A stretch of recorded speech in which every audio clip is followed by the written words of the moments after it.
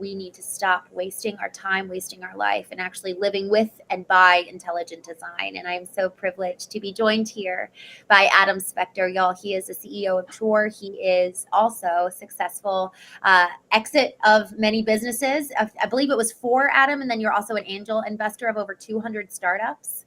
So y'all, he surely has mastered this himself. And I'm just so thrilled to have him here to talk about this, especially as we head into the holiday season. So often, everyone else is running our life for us during this time. And so really this analyzation and audit of how are we spending every moment of every day over the holiday season, heading into 2026. Let's take our life back. Adam, thank you for joining us. Christine, it is great to be here. And I would say I'm definitely not an expert at this. I'm learning every single moment. So I have much further to go. But yes, and I appreciate it. Yeah. And I founded 4 different companies. I've invested in over 200 companies. I run my own podcast, as you know well, the Entrepreneurial Excellence podcast. So just about what does it mean to be a great entrepreneur. And it's great to be here with you today. So great to have you. Adam, the Excellence Entrepreneurial podcast, there's something around excellence. There's something around truly pursuing greatness. And you really, I think the more that I've talked to you, the more that I've studied your bio and just the way that you talk and show up online, there is a higher level of expectation that you have for yourself, not just in what you pursue, but how you pursue it. I mean, it's reflected in your company and the way that you all serve startups is, hey, we'll handle everything on the back end to free the entrepreneur so that they can spend their time doing what it is that they're called to do, that they're best at, their zone of genius. So where and how did you really kind of stumble into freedom yourself? Oh, that's a great question. I'm not even sure. I think it was a gradual evolution for me around the idea of saying like, hey, like my time, our life is so short, right? I mean, if you think about it, if you're lucky, you have 80 years on planet Earth, maybe 100 if you get really lucky. That's a teeny tiny short period of time. I mean, like in 100 years, how much will the world change? It will change a lot actually in 100 years, but in the grand scheme of things, it's a teeny tiny amount. I mean, we are, have barely, 100 years ago, where was humanity and society and where are we going to be in the future? And the amount you can do in that time period is relatively small.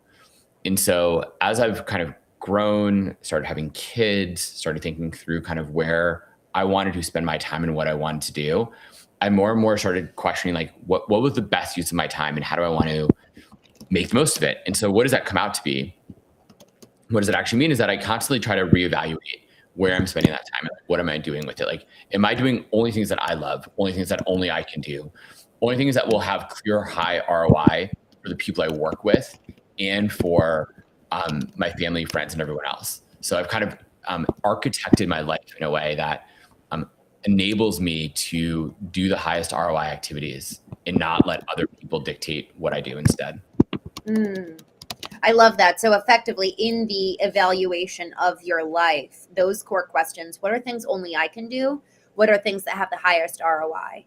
And when you say highest ROI, is it return on your time? Is that when you think of return on your investment, is your investment time? Is that kind of how you think of essentially, yes. I mean, right. So the thing is, people think of ROI as a investment idea, right? Where say like I invest $1 today, my hope is it's going to be worth $10 in the future.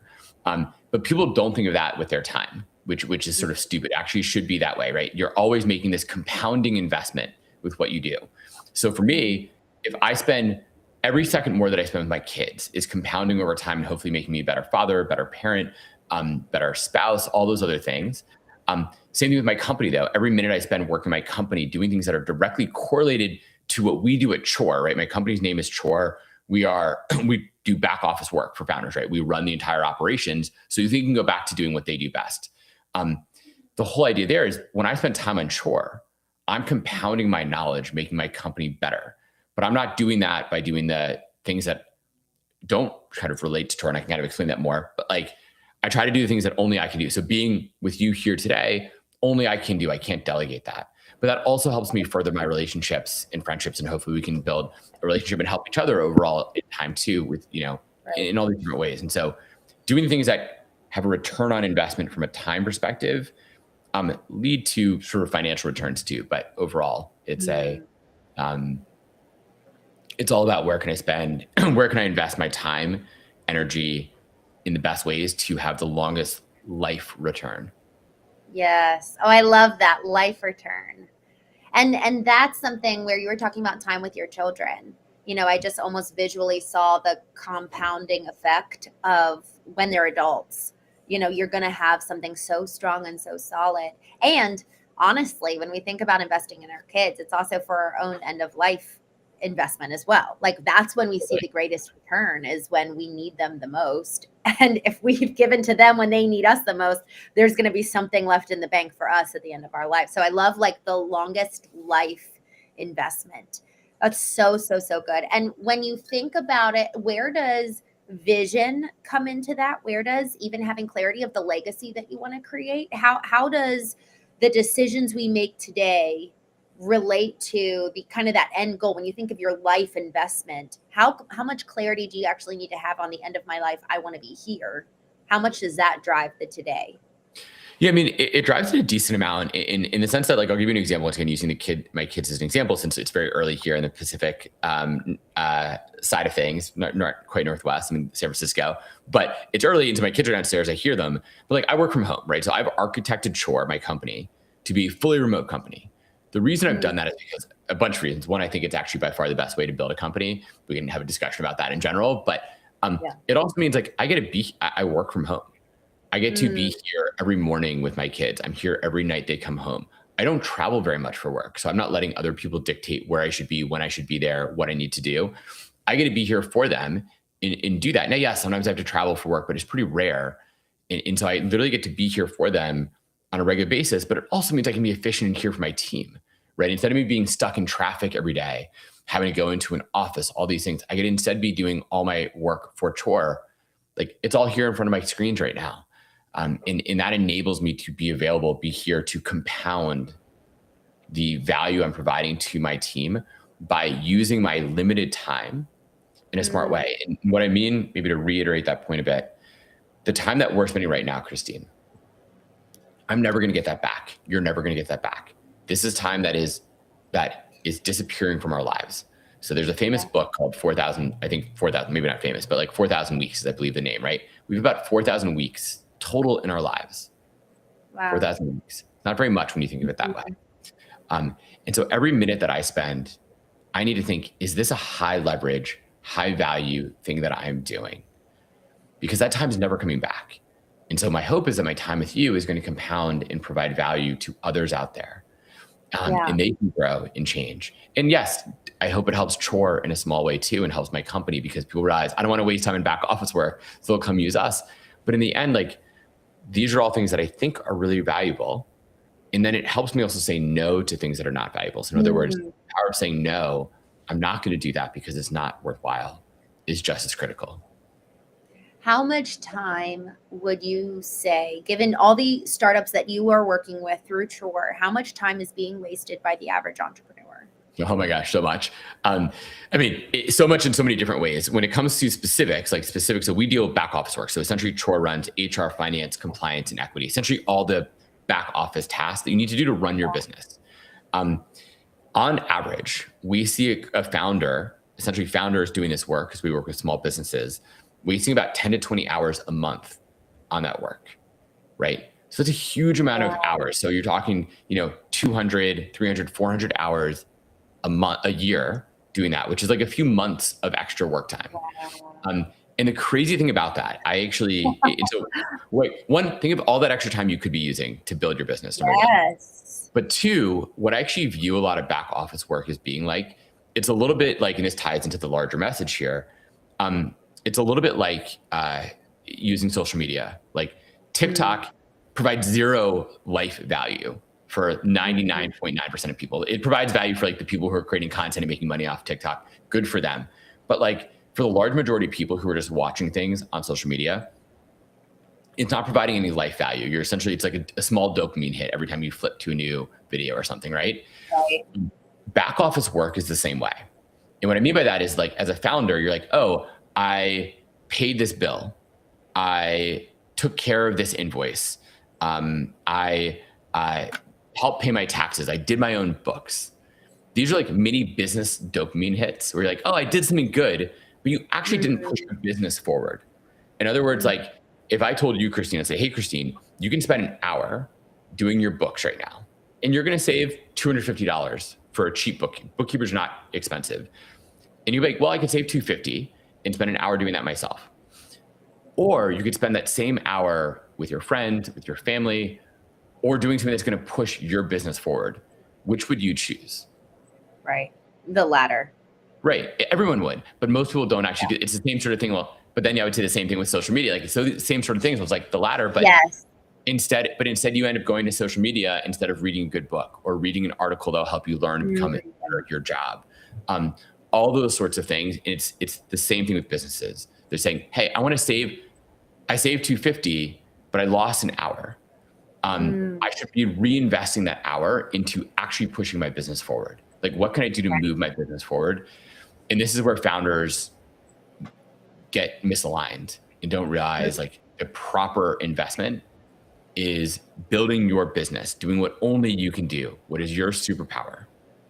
And instead they get distracted by all these small little things that they don't need to be doing and shouldn't be doing.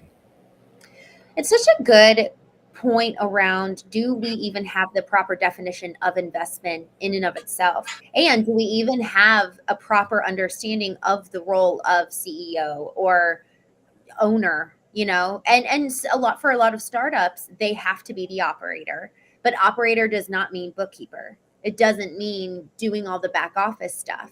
And so to that point, what are the core tenets of being a successful operator in a business? Yeah, I mean, look, the core tenets of being a successful operator are essentially delegation is probably the number one thing. How quickly can you hand off work to other people so that you can get back to doing what you do best? And I'm not perfect, to be clear. Like I say this, I'm not perfect at it, but I've done a pretty good job. Like I just got back from a trip to India. And guess what? During that trip, nothing broke in my business. Everything kept running. There were a few small things that popped up. Most of it said like, I didn't need to go do it. I didn't need to deal with it. I've handed a lot of things to my EA. I have a lot of great teammates who I can hand things to.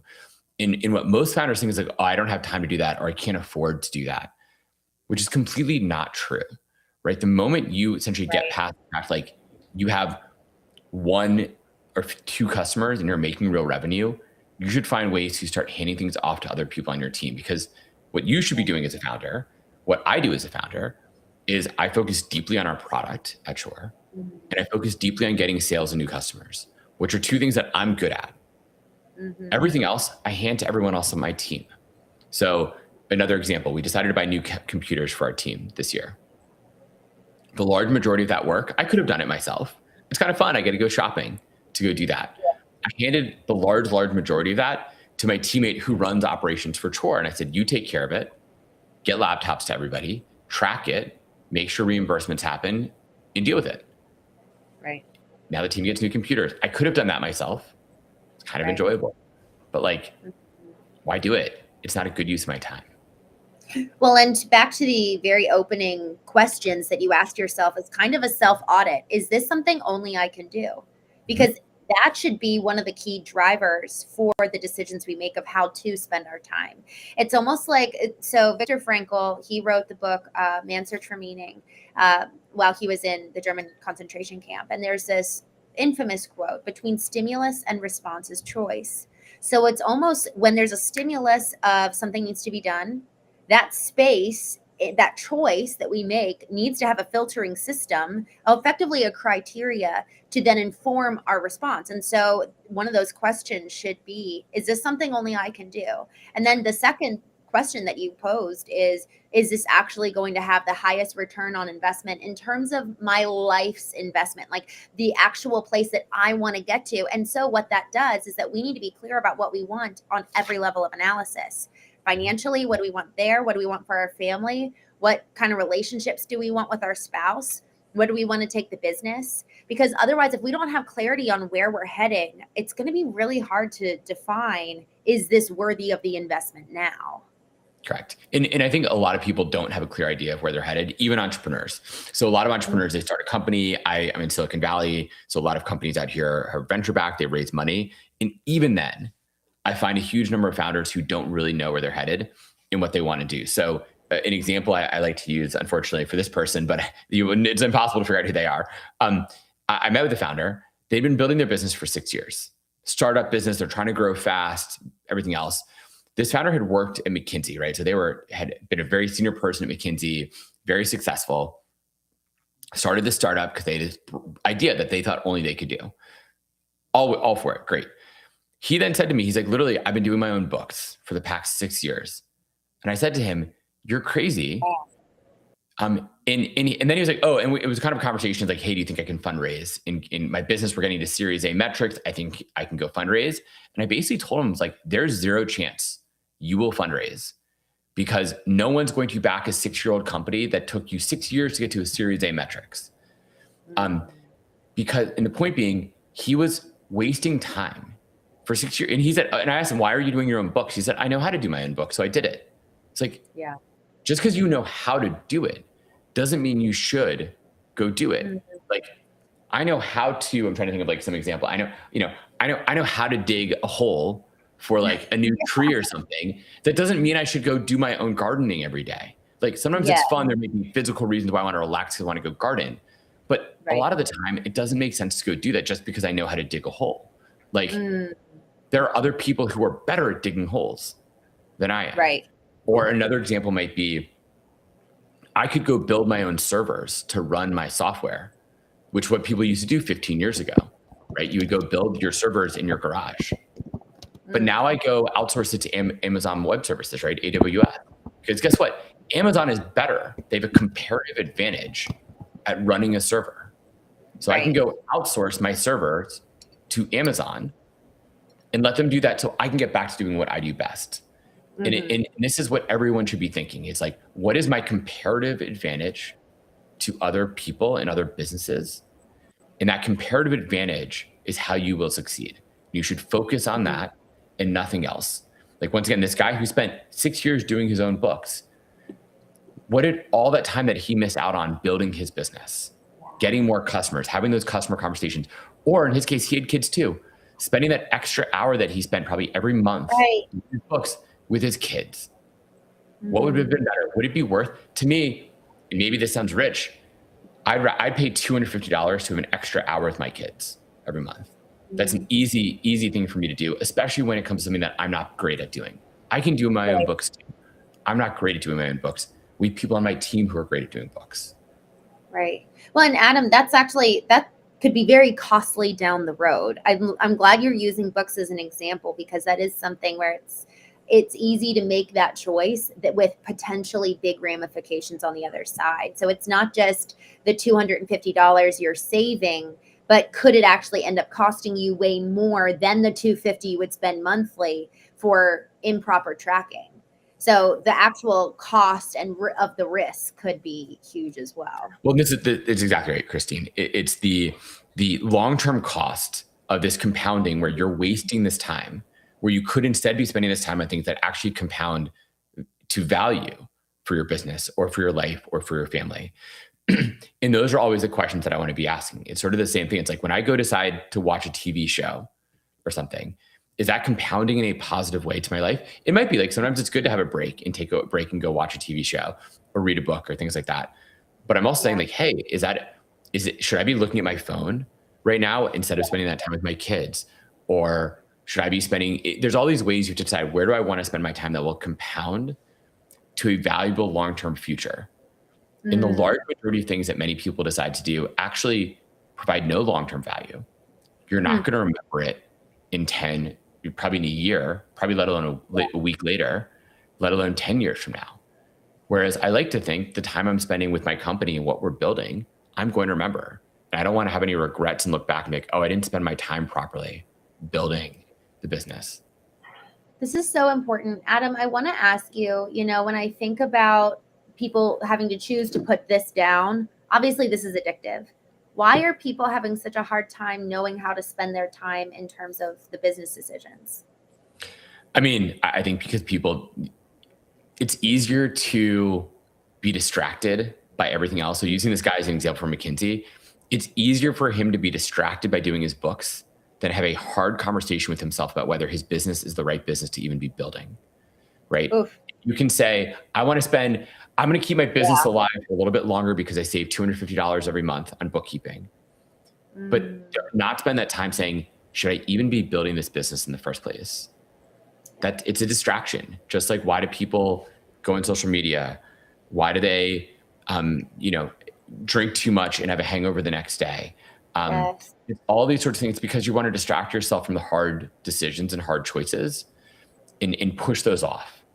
And that's why people do it. That's why people get distracted by their phones and everything else that comes up, is because you don't want to have that tough decision and discussion with yourself.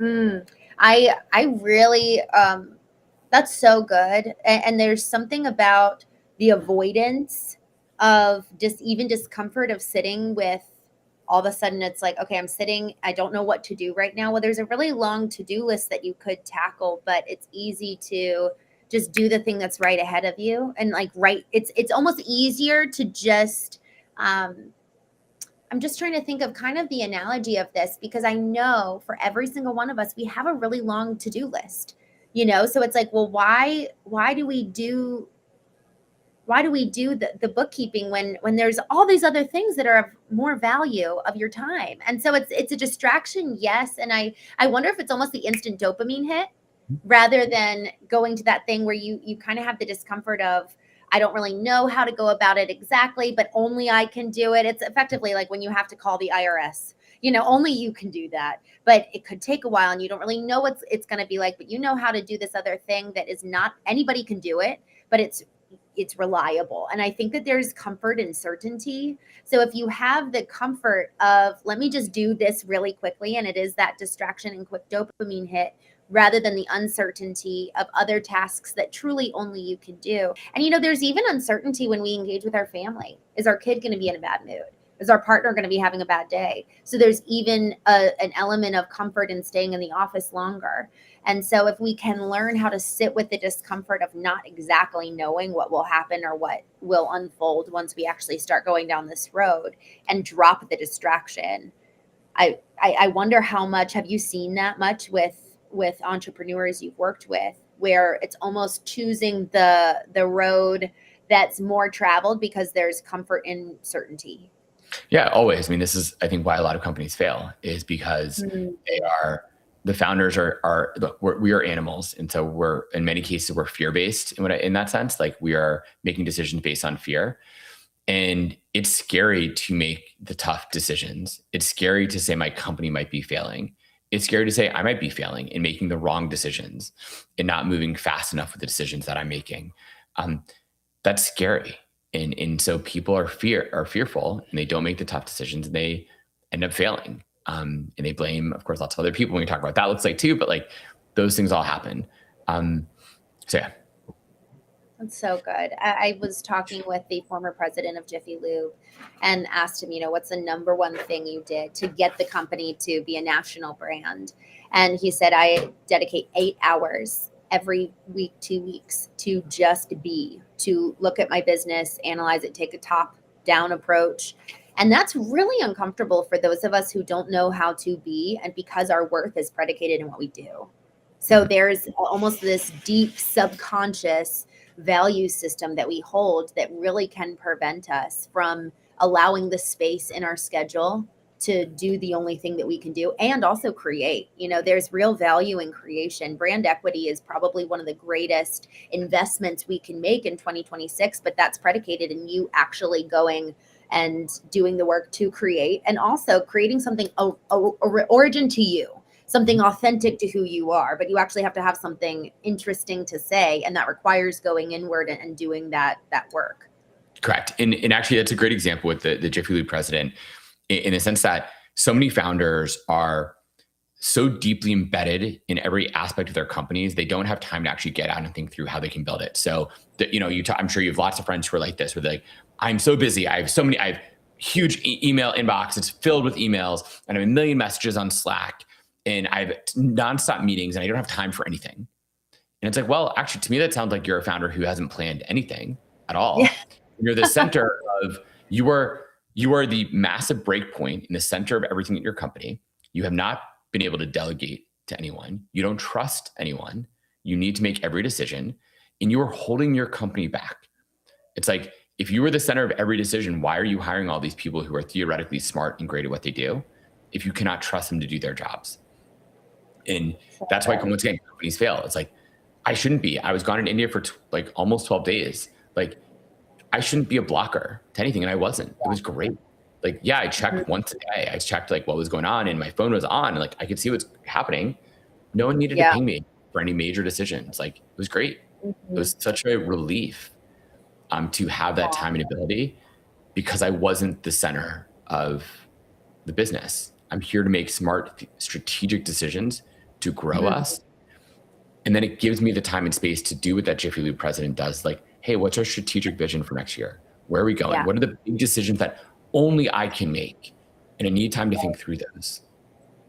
And it really requires a long amount of time, because there's something about almost the disassociating from the chaos and kind of slowing our literal minds down enough to get to that point of being able to be creative and really dream. It's almost like, okay, let me disconnect from all the problems and the distraction there. So I really, really appreciate that. And I think for every single person listening, if we have not taken that time, or it's not scheduled through the end of the year, and I would even say through the first 2 weeks of January, I'm hosting a knowing retreat January 8th through 11th. So it's not too late to still do it then, where it's like, okay, that's our 4 days for founders who are coming. And we're just dedicating that time to visioning for 2026, and also identifying who do we need to be to get to that next level of our business.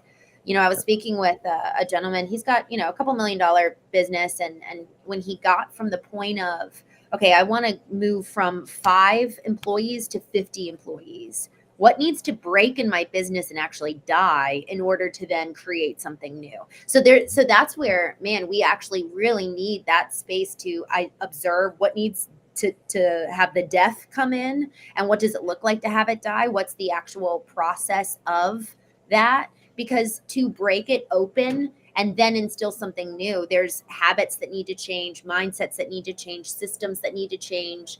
And so to that point, Adam, when you're really helping people get to that next level, I'm thinking about the core system that is kind of coming first. You said almost the mindset and the skill that they need is delegation. That's number 1 for every owner operator. But then number 2, what's the system, the number 1 system that they need to put in place?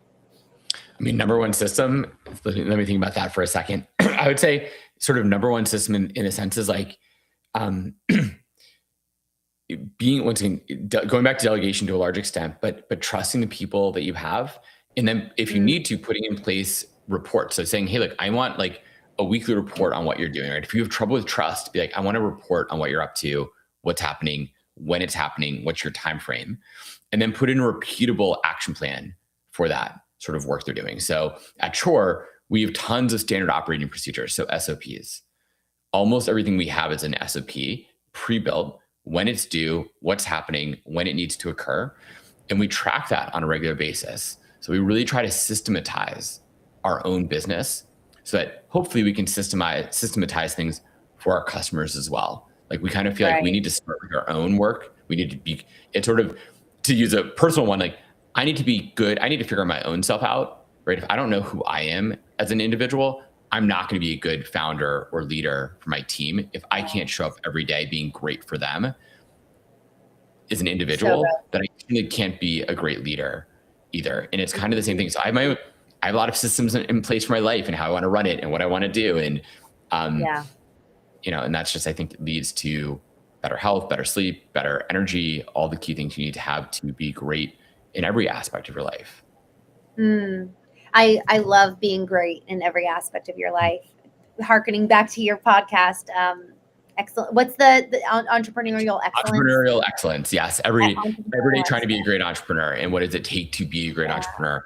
What does that entail? And that's the question that I keep asking myself. Like, I'm a good entrepreneur. I don't know if I'm great yet. And I have a long way to go to become great. And, but once again, the really great ones out there are the ones that are relentless in their delegation. And an example that I use a lot on that front, forget his politics for a minute, but Elon Musk, when it comes to being an entrepreneur, is really such an impressive figure, right? When you talked, if you imagine having a conversation with Elon Musk, and what do you think he would say if like his head of HR came into him for Tesla and was like, hey, do you think we should use payroll system A or payroll system B? Now, to be clear, most small businesses, that's a question your head of HR would probably come ask you. Elon Musk would probably fire that person, would literally say, get out of my office. I'm trying to get to Mars and I'm trying to like replace gasoline so we don't have to destroy our planet. Like, why are you asking me which payroll? I don't have any idea what payroll system is better. Why are you wasting my time and trying to cover your ass doing that? Like, part of my English, like, well, that's what he would do, right? He's like, I'm running 5 companies. Why are you wasting my time? It should be exactly the same way with every founder. You should be the same way. Is it relevant for me to figure out the best payroll provider and make a decision? I don't have the knowledge. I don't have the information. I've delegated that to my head of HR and they will go figure it out. I don't care. Just get it done. Yes. Build my business. Adam, I'm curious your thoughts on this. I think that we hear a lot around delegation to, lower junior staff folks, even offshore folks. However, it's hard to trust apart from extensive training and what you just said. You're delegating to your head of HR or whoever that head is. And man, how much more powerful is it to hire laterally, perhaps early on in your startup? It might be more expensive, but you can also do fractional. I'm curious about your perspective there because, man, then you really can do a true handoff. You're done. You're not touching that thing. So I would say that people need to be far more open to delegating things, sort of trust but verify, and do that really quickly. So basically what I found is people globally, doesn't matter what country or where in the world, are really smart. And if you give them the opportunity to work hard and do well and the trust to say, hey, look, you have to be clear, be like, my goal, I want you to accomplish X. Give them the opportunity to do X. Most people will step up and do it. Now, sure, you start small, and then as they do X and do successful with X, you move them to Y, and so on and so forth, and you keep growing it. But if you don't give people the opportunity to step up and be great at what they do and trust them, you're never going to get to a point where they actually can do that work. And in fact, you will hobble their ability to do great work. You actually hurt them because they will get to a point where, like that hypothetical head of HR that I just mentioned, they will think, I need to run every decision by Christene, run it by Adam, or run it by Elon Musk, because they will think, I'm not allowed to make a decision. I don't have that trust of this person to make it a smart decision. So then once again, you as the CEO become the bottleneck instead of getting stuff out of your way. Good. So start small with the delegation. It doesn't matter their rank or title necessarily. It's all about whether they have effectively proven that you can trust them. And I think with proving trust, go ahead, please. I was going to say, theoretically, you've hired someone smart, right? Like, I'm going to just make a simple statement, I hope. If you've hired someone, you think they're smart and good at what they do. Yeah. Right? Like, that's just a baseline assumption when you hire someone, is they theoretically know how to do that job. Right. Okay, let them do the job. Be like, go figure this out. I've hired you to do my human resources work for me. Go do it. And if you mess up, like, that's going to be a problem. But there are lots of ways to mitigate that. Hopefully you come back and say, I've learned. Here's where I made the error. Here's what I should have done differently. Okay, great. But like, I hired you because you're smart. So go do your job. And I'm going to trust you as a professional to get that done. So I've hired you so I don't have to go do that anymore. Trust is so important, Adam. And even as you're talking, I just had this thought, we're not, if you're wanting to run your business, you have to run the people. Like, if you want to do a startup, like you mentioned, you're a friend from McKinsey, maybe you're a solopreneur. Maybe if you want to have a full-fledged big business, we have to learn how to trust people. We have to know how to hire people. The people game is a real one that we really don't spend a lot of time discussing and much less cultivating. If we can't, you said this, if the quality of who we are internally is a reflection in the quality of how we show up with our team and our ability to lead. And so if we ourselves have not done the work to really establish emotional intelligence internally, it's going to be very hard to engage with the intelligence on the emotional side with other people. And that emotional intelligence gives us insight into whether we're hiring the right people to begin with. So that cultivation is really key to establish the type of leadership styles necessary for 2026. Totally. Well, look, it's the two key things I would say. If there's a goal for 2026, it's sort of trust, number one, and trust the people you hire. But number two is focus. And once again, it goes back to that idea of like, you should be laser focused on what is actually going to move your business forward. Delegate and outsource everything else. And that should be like the two key things that people spend time on is what are you going to do that's going to drive the business forward? Once again, so many businesses fail and they say, oh, I failed because of X, Y, and Z. And you know what? They probably failed because they didn't actually spend enough time working on the business. Maybe they spent time in the business and getting distracted by things, or they just got distracted by a million other things in their lives. And they said, oh, I spent too much time watching TV instead of being focused on like learning how to use AI the right way. And like, how does AI, like, you know, speaking of hiring, it's like, maybe you don't need to hire these people because you can go use AI to go do it. But like, you didn't spend time focusing on that. You instead got distracted by TikTok or whatever your dopamine choice is. Whatever your dopamine choice is. Isn't that the truth? And your dopamine choice could be the tasks that you need to delegate. They probably are. I mean, like it pisses every day I'm thinking, I mean, you know, in part of this sort of holiday special that you and I are doing right now is, you know, we talked originally about the idea of, you know, like Black Friday and all the shopping people were doing this holiday. And I found myself thinking a lot about this where I'm like, I bought very little this holiday season because I was like, I don't need a lot. So I feel very privileged in that sense. Like I don't feel the urge anymore to buy a lot of things. But even more than that, the amount savings that I'd get by getting a deal and searching for that deal and tracking it and waiting to get this deal and then like trying to find the best one. I was like, why am I wasting my time doing this instead of once again spending it with my kids or helping to build my business? Like, does that $20 I saved on that deal, like, yeah, $20 is $20 and I get it. And that's important. But is it better than spending that time, like building my business where instead of that 20 minutes I spent to save $20, I can spend this 20 minutes in my business, which is going to make me more money actually long-term than the $20 I saved.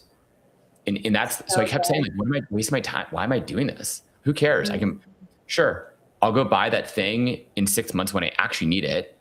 And yeah, it's going to be $20 more, but like one, I save the money instead of getting it some deal today.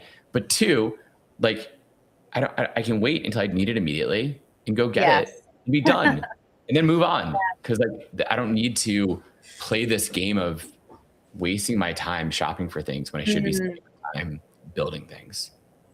So good. Adam, I'm so glad you brought that up because with us leaving, kind of bringing this to a conclusion, asking why am I doing this?